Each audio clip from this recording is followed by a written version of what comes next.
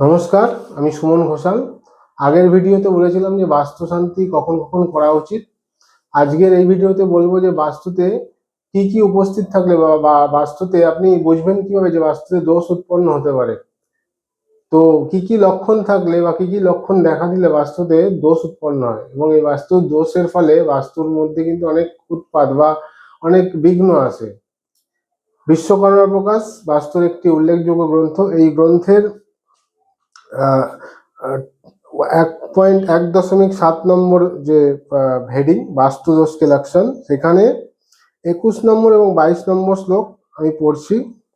সেখানে লেখা আছে, বজ্রাভি দূষিতে ভগ্নে সর্প চাণ্ডাল বেষ্টিতে উলুকবাসিতে সপ্তরাত্রৌ কাকাদিবাসিতে মৃগাদিবাসতে রাত্রৌ গোমার্জার ভিনাদিতে वारणाखादि विरुते स्त्रीणां युद्धाविदूषिते कपतक गृहावासे मधुनां निलये तथा বজ্রাভি দূষিতে বা ব্র্যাকেটে বজ্রাগ্নি দূষিতে ভগ্নে, অর্থাৎ যেই ঘর বাজ পড়েছে, যেই ঘরে বাজ পড়ে আগুন লেগে গেছে, এরকম ঘর যদি এরকম ঘর যদি দূষিত থাকে, বা এরকম কোনো ঘর হয়তো বাজ পড়ে আগুন লেগে গেছে সেই ঘরে, বজ্রাগ্নি দূষিতে বা আগুন জ্বলে দূষিত হয়ে গেছে। ভগ্ন মানে ভাঙা ঘর।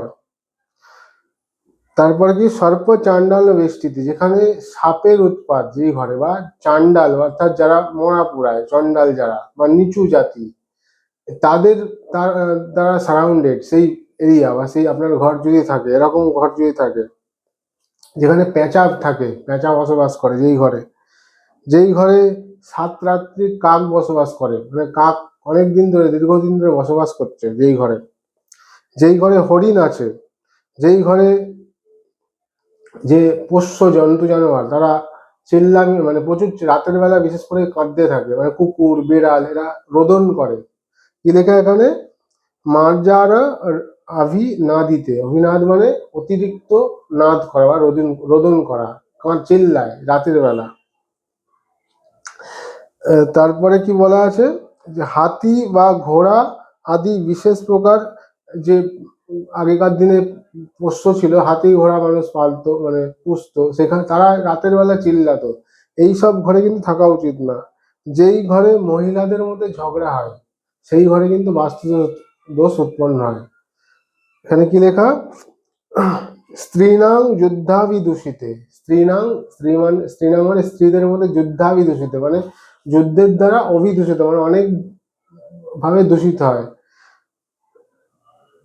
যেই ঘরে কপত গৃহাবাসে, কপত মানে পায়রা, যেখানে পায়রা বসবাস করে যেই ঘরে, এবং মধুনাং নিলয়ে তথা, মধুনাং নিলয়ে তথা মানে যেই ঘরে মধু, যে মৌচাক মানে মৌমাছির চাক আছে, মৌচাক যেখানে যেই সব ঘরে থাকে, যেই সব ঘরে বাড়ির আশেপাশে থাকে, এই দোষগুলো থাকলে কিন্তু বাস্তুতে দোষ উৎপন্ন হয় বা বাস্তু দূষিত হয়। কি কি বলেছে আবার বলছি, বজ্রাগ্নি দূষিত বা আগুনে পুড়ে গেলে, ভেঙে গেলে, ঘর ভাঙাচোরা হলে, সাপ বা নিচু জাতি যারা চণ্ডাল প্রভৃতি জাতি, এদের দ্বারা পরিবেষ্টিত যে কোনো এরিয়া থাকলে, সাপের দ্বারা পরিবেষ্টিত, সাপের উৎপাত যেখানে, চাণ্ডাল বা নিচু জাতির উৎপাত যেখানে।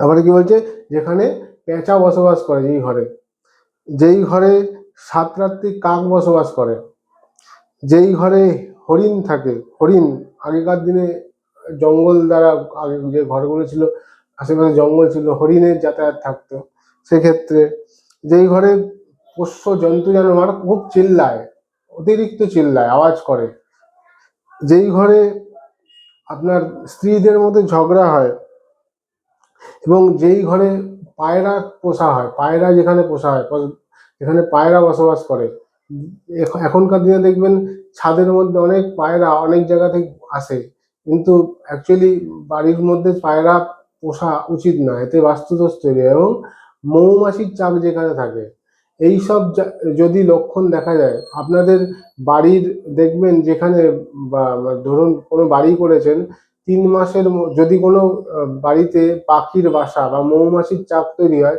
3 থেকে 6 মাসের মধ্যে কিন্তু সেই বাড়িতে কোনো বড় অর্থদণ্ড আসে, পাখির বাসা বা কোনো মৌচাক তৈরি হয়, 3 থেকে 6 মাসের মধ্যে সেই বাড়িতে কোনো বড় অর্থদণ্ড আসে। তো এই জিনিসগুলো যদি বাড়িতে থাকে বা বাড়িতে এই জিনিসগুলো যদি উৎপাত হয়, সেক্ষেত্রে কিন্তু বাড়িতে বাস্তুদোষ তৈরি হয়। তো বাড়ি তৈরি করা শুধু না, বাড়ি তৈরি করার পর এই নিয়মগুলো কিন্তু মানতে হবে। আপনি পোষ্য পুষছেন ঠিক আছে, কিন্তু দেখবেন পোষ্য যাতে ভালো আনন্দে থাকে, পোষ্য যাতে খারাপ, তাদের মন খারাপ না হয়। মানে অনেকে কুকুর পোষে, বিড়াল পোষে, তারা কিন্তু অনেকে ছেড়ে দিয়ে চলে যায় বাড়িতে, 3-4 দিন রইলো না, ফেলে রইল, তারা কাঁদছে, বা কুকুর বিড়াল যদি কাঁদে, বা কাক ডাকছে প্রচুর, পেঁচা ডাকলে, মৌমাছির চাক থাকলে, স্ত্রীদের মধ্যে ঝগড়া হলে, তাহলে কিন্তু বাড়িতে বাস্তুদোষ তৈরি হয়। আশা করি এই নিয়মগুলো যদি আপনারা মেনে চলেন, এই নিয়মগুলো, এই লক্ষণগুলোকে যদি আপনারা আপনার গুণের মাধ্যমে হোক বা এই বই ইনফরমেটিভ ভিডিওটি দেখার পর মনে হলো যে আমার এইগুলো কারেকশন করা দরকার। বাড়িতে যদি কোনো মৌমাছির চাক বসে থাকে, সেটাকে আগে পেস্টিসাইড দিয়ে আপনার দূরীভূত করা, বা আরো যে লক্ষণগুলো আছে সেগুলোকে যদি দূরীভূত করতে পারেন, তাহলে কিন্তু বাস্তুর অনেকটা দোষ প্রশমিত হয়। আশা করি এই ভিডিওটি ইনফরমেটিভ লাগবে, ভালো লাগবে। ভালো লাগলে লাইক করবেন, শেয়ার করবেন। আমার ইউটিউব চ্যানেলটি অবশ্যই সাবস্ক্রাইব করবেন, যাতে আরো নতুন ইনফরমেটিভ ভিডিও আপনাদের উদ্দেশ্যে নিয়ে আসতে পারি। আজকের মতো নমস্কার।